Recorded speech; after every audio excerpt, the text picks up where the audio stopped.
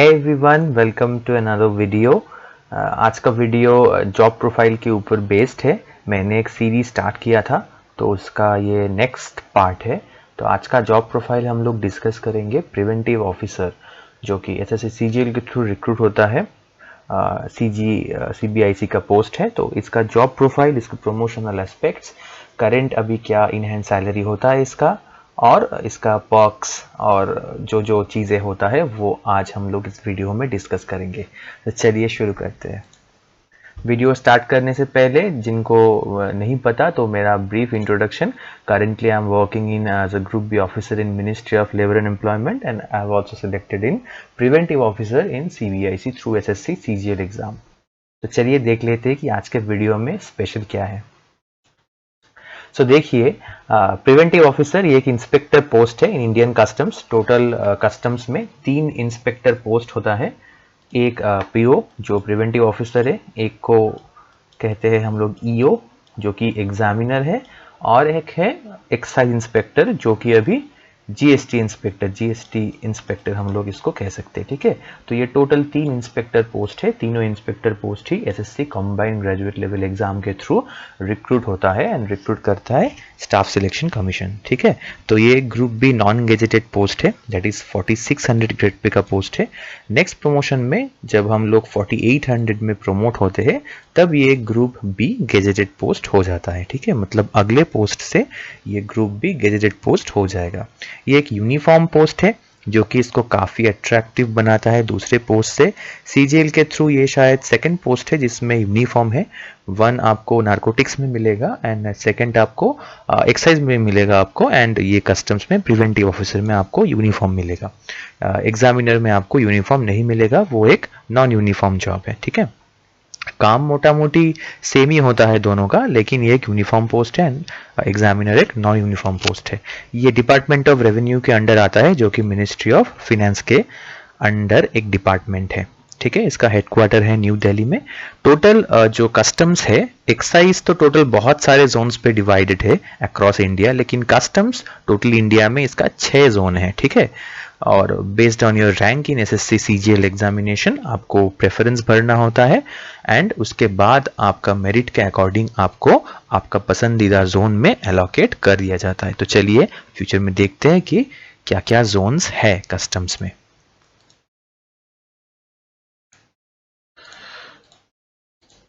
So total ये 6 zone है Indian customs में। पहला चेन्नई कस्टम्स, फिर Cochin customs, Goa customs, Kolkata customs, Mumbai customs and Visakhapatnam customs. एक बात इधर मैं स्पेसिफिकली मेंशन कर देता हूँ, जो अंडमान एंड निकोबर है वो कोलकाता कस्टम्स के अंडर आता है।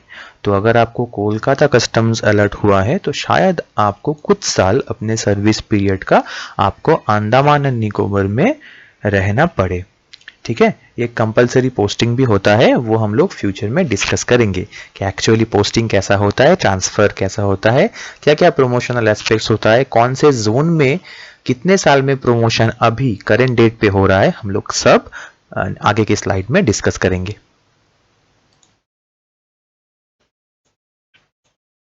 सो पहले देख लेते हैं कि कौन से एग्जाम से इसका सिलेक्शन होता है। As I told earlier, SSC जो कंबाइंड ग्रेजुएट लेवल जो एग्जामिनेशन लेता है, हर साल लेता है, ये एक ईयरली एग्जामिनेशन है। शायद ये अभी कोर्ट केसेस के वजह से ये ईयरली अभी नहीं रहा, एक एक एग्जाम 2.5-3 साल लग जाता है, लेकिन ये एक ईयरली एग्जामिनेशन हुआ करता था पहले। तो ये एक ऑनलाइन बेस्ड एग्जामिनेशन है।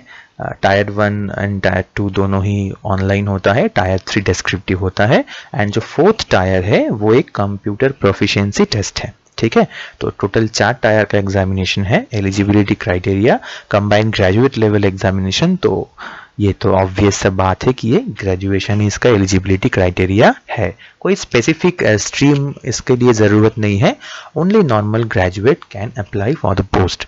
ठीक है, age limit for unreserve category ये 30 इयर्स है, और जो जिस रिजर्वेशन रिजर्व कैटेगरी के लिए ये थोड़ा रिलैक्सेशन इस पे आप लोगों को मिल जाएगा। सो एसएससी सीजीएल एग्ज़ाम प्रोसेस अब देख लेते हैं कि कितने टोटल मार्क्स पे ये एग्ज़ाम होता है, ठीक है। तो जो टीयर 1 एग्ज़ाम है वो टोटल 200 मार्क्स पे होता है, 25 इंटू 4, ठीक है। 25 इंटू 4 टोटल 100 क्वेश्चंस होता है। ईच क्वेश्चंस कैरीज 2 मार्क्स, ठीक है। ये 4 जो सब्जेक्ट है इसमें आपका जनरल इंटेलिजेंस जो कि रीजनिंग हो गया, फिर जीआई हो गया, फिर जीके जनरल नॉलेज हो गया, फिर आपका मैथमेटिक्स हो गया, क्वांटिटेटिव एप्टीट्यूड जो होता है वो, एंड जो लास्ट है वो इंग्लिश हो गया, ठीक है। ये टोटल 4 सेक्शन होता है इस पे। ईच सेक्शंस में 25 क्वेश्चंस होता है एंड ईच क्वेश्चंस 2 मार्क्स का होता है। टोटल 2000 में इसका टीयर 1 एग्जाम होता है। अगर आप टीयर 1 क्वालिफाई कर जाओ फिर टीयर 2 इसका 400 मार्क्स पे होता है, जिसमें आपका 2 सब्जेक्ट रहता है, सिर्फ मैथमेटिक्स एंड इंग्लिश, और दोनों सब्जेक्ट में 200 मार्क्स का पेपर होता है। मैथ्स में आपको 100 सवाल, 100 सवाल, एक एक सवाल 2 मार्क्स करके होता है, एंड इंग्लिश में आपको 1 मार्क्स करके टोटल 200 सवाल इसमें होता है। अच्छा, सीजीएल टायर 3 अगर आप ये दोनों राउंड क्वालिफाई कर जाओ फिर अगला राउंड है सीजीएल टीयर 3, जिसपे आपका 100 मार्क्स का डिस्क्रिप्टिव इंग्लिश डिस्क्रिप्टिव पेपर होता है, जिसपे लेटर, ऐसे, प्रेसी ये सब आपसे पूछा जाता है। ये एक डिस्क्रिप्टिव मोड पेपर है, ठीक है। फिर अगर आप ये तीनों राउंड क्वालिफाई कर जाओ फिर जो टीयर 4 है, सीजीएल में अप्रॉक्स 33 टू 35 पोस्ट है। सबके लिए टीयर 4 का रेलिवेंस नहीं है, लेकिन पर्टिकुलर प्रिवेंटिव ऑफिसर या सीबीआईसी का जो पोस्ट है, जो तीनों इंस्पेक्टर पोस्ट है, उसके लिए CPT that is computer proficiency test mandatory paper होता है। इस पे आपको क्वालिफाई करना होता है, ये एक क्वालिफाइंग पेपर होता है। आपका फाइनल मेरिट ये तीनों टीयर 1, 2 एंड 3 ये तीनों पेपर, ये तीनों टीयर मिला के आपका फाइनल मेरिट बनता है, लेकिन टीयर 4 आपको क्वालिफाई करना ही पड़ेगा। अगर आप टीयर 4 क्वालिफाई नहीं कर पाओ तो कितना भी मार्क्स आपका ये तीनों टीयर मिला के हो जाए, आप क्वालिफाई नहीं करेंगे इस पोस्ट के लिए। अच्छा, इस पोस्ट में ये चारों टीयर के अलावा थोड़ा कुछ फिजिकल रिक्वायरमेंट भी है। हाइट आपका 157.5 आपका होना चाहिए, चेस्ट आपका 87 सेंटीमीटर फुल एक्सपांशन से होना चाहिए। अगर ये पूरा क्राइटेरिया आप मतलब क्वालिफाई कर जाओ इसमें, तब आपका जोन एलोकेशन जब हो जाता है, ठीक है, जोन एलोकेशन हो जाने के बाद आपको जो कमीशन रेट अलॉट होता है, वो कमीशन रेट आपका फिजिकल एफिशिएंसी टेस्ट लेता है, जिसमें वॉकिंग एंड साइकिलिंग ये दोनों चीजें रहता है। वॉकिंग आपका 600 metre in 15 minutes and cycling 8 kilometre in 30 minutes आपका होता है, ठीक है। मैं एक बार आपको सिलेक्शन प्रोसेस एकदम डिटेल से एक बार डिस्कस कर लेता हूं। देखिए, एसएससी जब टोटल फाइनल रिजल्ट निकलता है तो आपके जो ये तीनों टीयर है ये मिला के आपका एक रैंक बनता है, ठीक है। तो वो रैंक में आप जब डॉक्यूमेंट वेरिफिकेशन में जाते हो टीयर 4 आपका देने के बाद, ठीक है, टीयर 4 होने के बाद जो डॉक्यूमेंट वेरिफिकेशन होता है उस पर आपका प्रेफरेंस लिया जाता है, ठीक है। आप अगर प्रेफरेंस के अकॉर्डिंग इस ये प्रिवेंटिव ऑफिसर पोस्ट आपको अलॉट हो, तब आपका फाइनल रिजल्ट एसएससी जो नॉमिनेशन लिस्ट जो निकालता है वो सीबीआईसी को भेजता है, ठीक है। जो सीबीआईसी होता है, सीबीआईसी डिपार्टमेंट जो होता है, central board of indirect taxes and customs, इसको भेजता है आपका नॉमिनेशन लिस्ट। फिर सीबीआईसी अपने पोर्टल पे वहां पे जो 6 जोन मैं पहले डिस्कस कर चुका हूं, वो 6 जोन में से आपको कौन सा जोन चाहिए, आपका प्रेफरेंस क्या क्या है, वो एक प्रेफरेंस फॉर्म अपलोड करता है, ठीक है। वो प्रेफरेंस फॉर्म आपको फिल करना होता है, अपने अदर एसएससी के डॉक्यूमेंट्स फिर अटैच करके आपको सीबीआईसी को रिप्लाई करना होता है थ्रू मेल। पहले ये बाय पोस्ट होता था, अब ये थ्रू मेल होता है, ठीक है। मेल पे आप अपना पसंदीदा जोन जो है अपने सीजीएल मार्क्स के अकॉर्डिंग ही आपको वो अलर्ट होगा, ठीक है। तो ये एलोकेशन प्रोसेस करीब 3 महीना या कभी कभी ये 4 महीना भी लग जाता है, ये सिर्फ जोन एलोकेट करने में, ठीक है। ये एक डिफिकल्ट टास्क है, लेकिन अभी थोड़ा मतलब डिले हो रहा है। तो जोन एलोकेशन के बाद आपको जिस जोन में एलोकेट किया है उसी जोन में उस कमिश्नरेट पे फिर आपका फाइल हेडक्वार्टर, सीबीआईसी हेडक्वार्टर से आपका फाइल फिर उस जोन में चला जाता है। फिर आगे का जो प्रोसेस है वो एंटायरली वो कमिश्नरेट वो जोन करता है, ठीक है। उसके बाद सीबीआईसी हेडक्वार्टर का कोई रोल नहीं है। वो आपको एक पर्टिकुलर जोन में एलोकेट करके आपका फाइल वहां पे भेज देगा। फिर नेक्स्ट जो स्टेप होता है वो आपका जोन करेगा, ठीक है, वो उस फाइल को आगे बढ़ाएगा और जो फिजिकल एफिशिएंसी टेस्ट होता है वो टेस्ट आपका वही जोन कंडक्ट कराएगा। जो ये वर्किंग एंड साइक्लिंग है ये वो जोन कंडक्ट कराएगा, ये सीबीआईसी हेडक्वार्टर कंडक्ट नहीं कराएगा। ये फिजिकल एफिशिएंसी टेस्ट हो जाने के बाद आपको अटेस्टेशन फॉर्म भेजेगा सीबीआईसी, ठीक है, और उसके साथ मेडिकल फॉर्म भेजेगा। फिर आपको वो मेडिकल करवाना है या कई कई डिपार्टमेंट मेडिकल खुद कंडक्ट करवाता है, ठीक है। सो मेडिकल कंडक्ट जैसे कि शायद साउथ में चेन्नई कस्टम्स अपना मेडिकल खुद मतलब कंडक्ट करवाता है। तो ये मेडिकल हो जाने के बाद अटेस्टेशन फॉर्म फिलअप करके फाइनली आपका ज्वाइनिंग होता है। तो आप अगर टोटल ड्यूरेशन पकड़ लो, सीजीएल में एसएससी जब फाइनल नॉमिनेशन लिस्ट निकलता है उसके बाद सबसे लंबा प्रोसेस इसी पोस्ट का होता है। लगभग 1 साल 2 महीने के अप्रॉक्स इसका ज्वाइनिंग होने में लग जाता है, क्योंकि इसका बहुत सारा स्टेप्स है, ठीक है। ये फिजिकल एफिशिएंसी टेस्ट है, फिर जोन एलोकेशन हो गया, ठीक है, ये बहुत सारा टेस्ट है, फिर मेडिकल हो गया, तो इसको लेके ये थोड़ा टाइम इधर ले लेता है। तो फाइनली मेडिकल हो जाने के बाद आपका फाइनल ज्वाइनिंग बनता है। तो ये देख लीजिए, ये थोड़ा इंसिग्निया है। कस्टम्स में आप जब ज्वाइन करोगे एज अ प्रिवेंटिव ऑफिसर तो आपको ये बैच मिलेगा, ठीक है। ये बैच मिलेगा जब आप नेक्स्ट प्रमोट होके सुपरिंटेंडेंट बनोगे तब आपको ये बैच मिलेगा, सेकंड बैच मिलेगा। ये जो थर्ड स्टार है, जो गोल्डन 3 स्टार है, ये सेंट्रल एक्साइज का है, ठीक है। मैं जब सेंट्रल एक्साइज इंस्पेक्टर, जो अभी जीएसटी इंस्पेक्टर जिसको कहा जाता है, जब मैं वो डिस्कस करूंगा तब मैं ये इसके बारे में थोड़ा डिटेल से अलग से बताऊंगा। फिलहाल के लिए पीओ के लिए ये बैच है, फिर सुपरिंटेंडेंट जब आप प्रमोट होंगे फिर आपका ये बैच है। और आईआरएस का दोनों का सेम ही रहता है। IRS excise and IRS customs दोनों एक ही डिपार्टमेंट है। वो आईआरएस एक ही कैडर में, फिर दोनों मतलब एक्साइज इंस्पेक्टर एंड एग्जामिनर और प्रिवेंटिव ऑफिसर दोनों का आईआरएस कैडर सेम ही है। फिर आपको यूनिफॉर्म में ये बैच मिलता है। ये जो सिल्वर 3 स्टार है ये एक्साइज का सुपरिंटेंडेंट को मिलता है और एक्साइज के इंस्पेक्टर को 3 गोल्डन स्टार मिलता है, ठीक है। तो ये रहा insignia excise and customs department का। जैसे कि मैंने पहले कहा, एग्जामिनर एक नॉन यूनिफॉर्म पोस्ट है, तो इसमें कोई आपको बैच या एम्ब्लेम, नेशनल एम्ब्लेम आपको नहीं मिलेगा। फिर आगे देख लेते हैं कि वर्क प्रोफाइल, प्रिवेंटिव ऑफिसर होके आपको काम क्या करना होगा, ठीक है।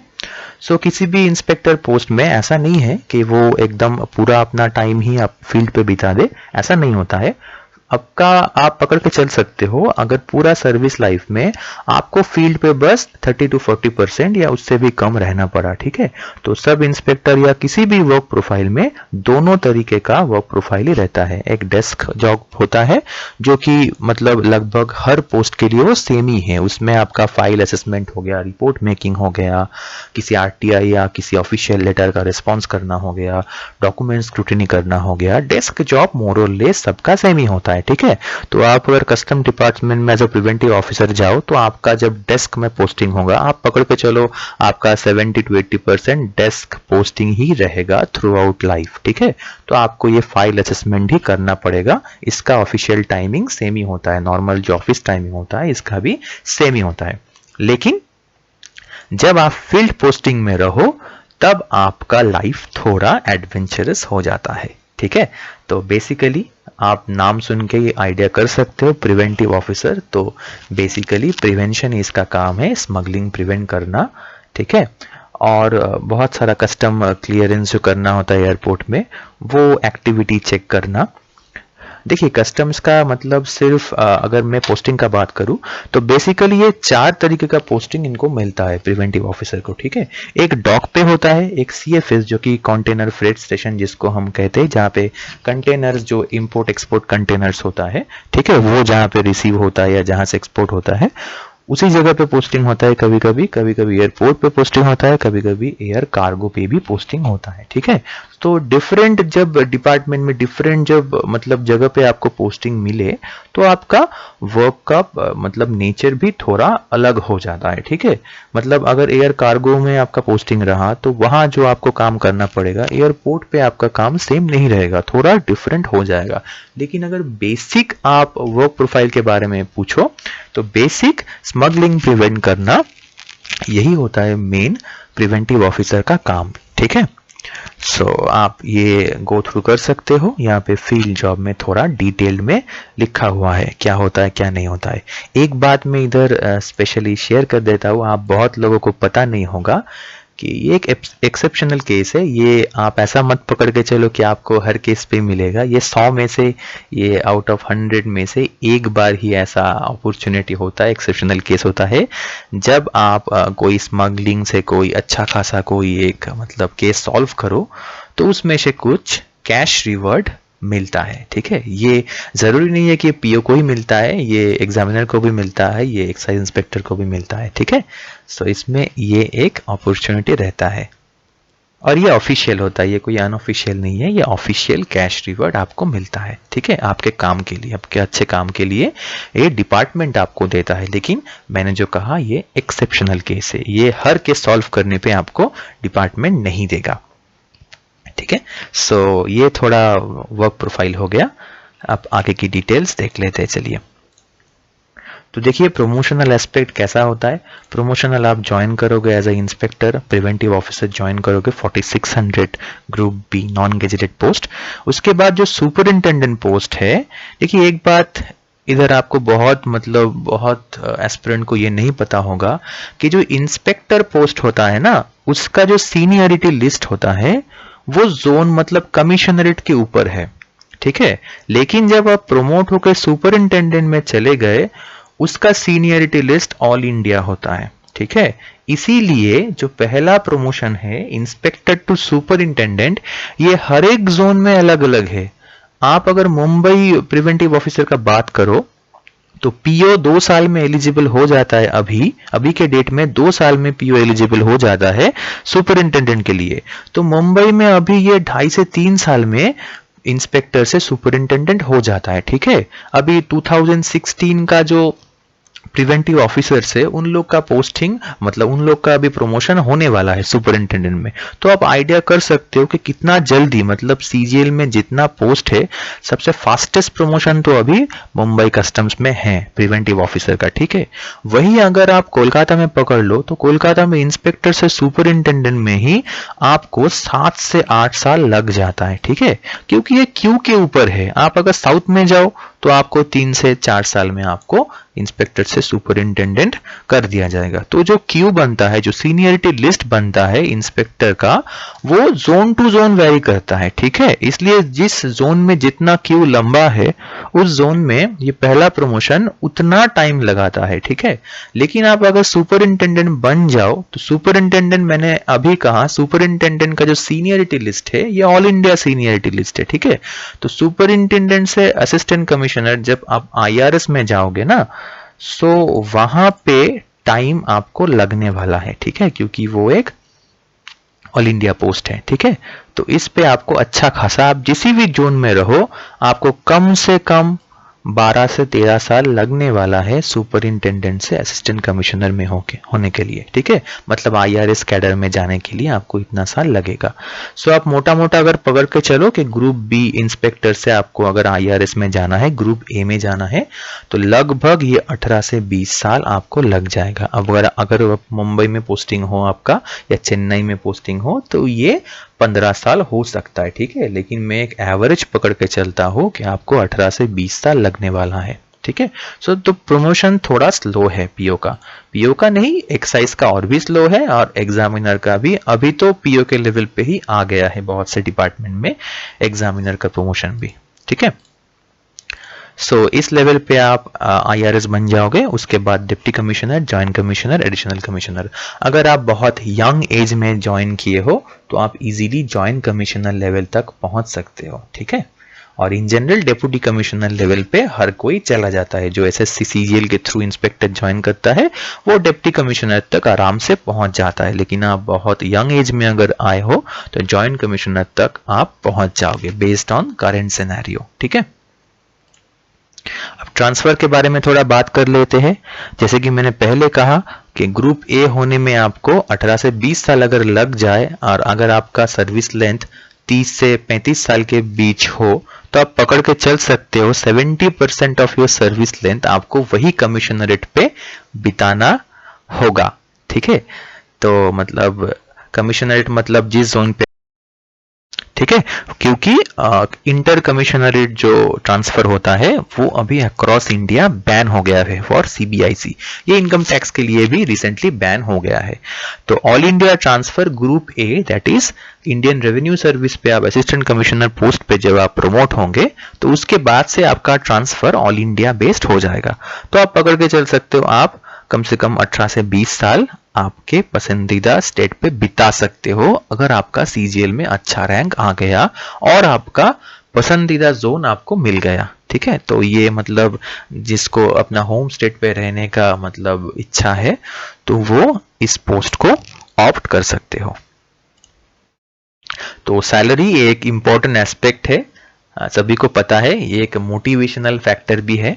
तो रिसेंटली डीए रिविजन हुआ है तो डीए 25% से बढ़ गया है, 28% हो गया है। तो इसके लिए एचआरए में भी वो इम्पैक्ट आया है। ठीक है, सो टोटल एचआरए भी चेंज हुआ है, डीए भी चेंज हुआ है एंड डीए ऑन टीए भी चेंज हुआ है। सो ये लेके अप्रॉक्स आपका जो सैलरी अभी बनेगा एक्स सिटी में आपका ग्रॉस सैलरी 74,000 के approx and net 68 Y city में आपका ये बनेगा। ठीक है, अगर आपको जेड सिटी चाहिए तो जेड सिटी में आप मोटा मोटा 4 से 5,000 रुपए डिडक्ट कर सकते हो। ठीक है, वो कैलकुलेशन आप खुद कर लेना। तो यही है इसका अभी करंट सैलरी। तो अच्छा सैलरी है सीजीएल की पोस्ट के अकॉर्डिंग। सो अभी देख लेते कि पर्क्स क्या क्या है। देखिए हाई सैलरी है, यूनिफॉर्म है, पावर है। आपको अगर एज अ प्रिवेंटिव ऑफिसर अगर आप ज्वाइन करो तो आपका सोशल रिकॉग्निशन काफी अच्छा होगा, डायनामिक वर्क होगा। कस्टम्स में जो एक मेन बात है कि हर साल या हर 1-2 साल के गैप में आपका ट्रांसफर होता है। ट्रांसफर मतलब वो कमिश्नरेट में आपका डिपार्टमेंट चेंज हो जाएगा। ठीक है, मतलब आपको एक जगह पे ज्यादा साल नहीं रहना पड़ेगा। तो आपका नेचर ऑफ वर्क वो डायनामिक रहेगा, आपको बोर फील नहीं होगा कि पूरा लाइफ आप एक ही काम करके बिता दिए हो, आपको ऐसा फील नहीं होगा। ठीक है, तो हर साल ये डिपार्टमेंट में हर साल आपका इंटरनल ट्रांसफर होता है। ठीक है, आपका डिपार्टमेंट चेंज होता है। तो इससे काम में आपको थोड़ा चैलेंज, थोड़ा डायनामिक नेचर फील होगा। ठीक है, और meeting with high rank official, आप जब फील्ड पोस्ट पे रहो तो आपका अपॉर्चुनिटी बन सकता है कि हाई प्रोफाइल केसेस आप सॉल्व करो। कस्टम्स में एक और अच्छा बात है कि आप डेप्यूटेशन में आप 5 साल या 4-5 साल या 6 साल के लिए आप एनफोर्समेंट में जा सकते हो, जो ईडी है एनफोर्समेंट डायरेक्टरेट में जा सकते हो, आप सीबीआई में भी जा सकते हो एज डेपुटेशन। ठीक है, तो ये एक अच्छा पॉइंट है। आप अगर डेपुटेशन में जाओ तो आपका इन जनरल आप जिस डेजिग्नेशन पे हो डेपुटेशन में जब जाते हैं तो वो +1 लेवल अप करके जाते हैं। ठीक है, तो ये एक अच्छा पॉइंट है इस डिपार्टमेंट का। वीडियो अगर आपको पसंद आया तो लाइक कर दीजिए, शेयर कर दीजिए, सब्सक्राइब कर दीजिए। मैं अपना अगला वीडियो में और एक इंटरेस्टिंग जॉब प्रोफाइल लेके आऊँगा, थोड़ा थोड़ा अननोन फैक्ट्स आपसे शेयर करूँगा। Till then stay tuned, thank you.